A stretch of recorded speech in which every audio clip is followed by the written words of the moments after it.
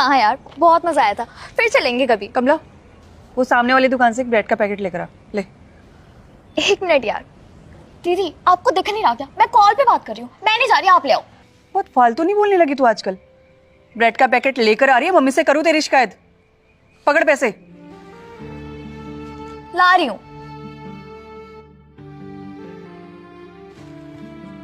हाँ यार, मैं भी बहुत परेशान हूँ। अंकल, एक ब्रेड का पैकेट देना। हाँ हाँ बेटा, एक ब्रेड निकाल के दे दो। ये लीजिए। हाँ। बेटा, ये ऐसे करो, ये मैडम ना फालतू पैसे दे गई है, ये 50 रुपये दे के आओ वापस। जाओ, शाबाश। ठीक है दादाजी। जाओ। कहाँ रह गई पता नहीं, दिन भर फोन पर घुसी रहती है। चल ठीक है, मैं तुझसे बाद में बात करती हूँ। जल्दी मिलेंगे, ओके? बाय। नमस्ते आंटी। नमस्ते बेटा, क्या हुआ? आंटी ये लीजिए पैसे, वो ब्रेड सिर्फ 50 रुपए की थी। अच्छा, कोई बात नहीं, आप रख लो।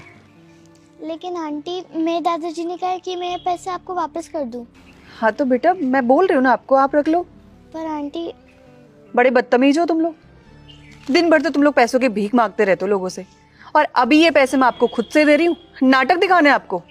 आंटी मेरे दादाजी ने मुझे सिखाया कि हमें हमेशा हमारे हक के पैसे लेने चाहिए, और मेरे हक के पैसे सिर्फ 50 रुपए ही थे।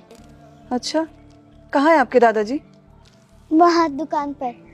ले चलो साथ में, चल।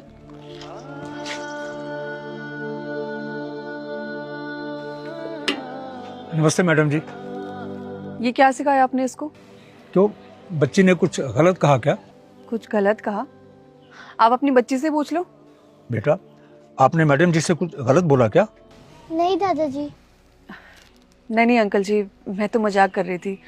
बल्कि आपने तो इसको बहुत अच्छे संस्कार सिखाए हैं। इतनी छोटी सी उम्र है इसकी, और इतनी छोटी सी उम्र में इतनी समझदार, बहुत अच्छी बच्ची है आपकी। मैडम जी, हम तो इस बच्ची को आगे पढ़ाना चाहते हैं, पर क्या करें, पैसे की कमी है।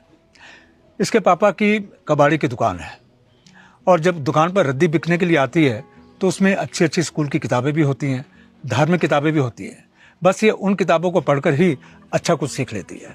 मैं भी अपनी इस बहन को पढ़ने को बहुत बोलती हूँ, बल्कि हमने तो इसका बहुत सारी जगह ट्यूशन भी लगाया है, लेकिन ये है कि हमारी बात सुनती ही नहीं है। पता नहीं, समझ नहीं आता कि इसको कैसे समझाएं हम।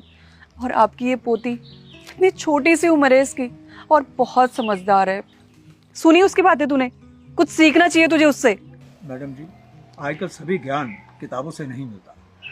मतलब, मैं कुछ समझी नहीं। मेरा कहने का मतलब ये है मैडम जी कि किताबों से सांस्कारिक ज्ञान तो मिल जाता है, लेकिन बच्चों में अच्छे संस्कार उनके माँ बाप से, उनके बड़े बूढ़ों से और गुरुजनों से मिलते हैं। और सच बात तो ये है कि घर के माहौल का बच्चों की परवरिश के ऊपर बहुत गहरा असर पड़ता है। तो मतलब आप ये कहना चाहते हैं कि हमारे घर के माहौल के कारण मेरी बहन इतनी बदतमीज है? नहीं मैडम जी, मेरा कहने का ये मतलब नहीं था। मैं तो आंटी, दादाजी का कहने का मतलब है कि बच्चे वही सीखते हैं जो उन्हें उनके सामने दिखता है।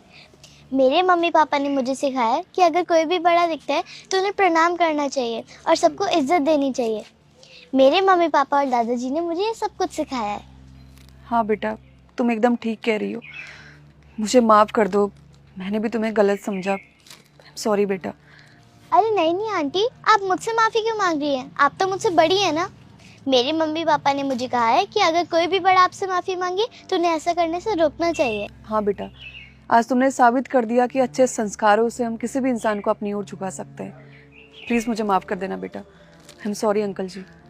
हाँ, और आप लोग प्लीज़ मुझे भी माफ़ कर देना। मैंने जो कुछ भी किया वो बिल्कुल भी ठीक नहीं किया। ये बच्ची मुझसे इतनी छोटी है, फिर भी इसे इतनी समझ है। और एक मैं फ़ोन पर बात करने के चक्कर में खुद में इतना खो गई कि सही गलत का फ़र्क ही नहीं समझा मैंने, और आपके साथ ऐसे बिहेव किया। प्लीज़ अंकल, मुझे माफ़ कर दीजिए। और बेटा, आप भी मुझे माफ़ कर दो। मैं वादा करती हूँ कि मैं दोबारा कभी किसी के साथ ऐसा नहीं करूँगी और सबकी रिस्पेक्ट करूँगी। कोई बात नहीं बेटा, आपको अपनी गलती का एहसास हो गया, हमारे लिए इतना ही काफ़ी है। जीती रहो बेटा। ये लीजिए आंटी आपके पैसे। थैंक यू बेटा। चले दी। नमस्ते बेटा। नमस्कार।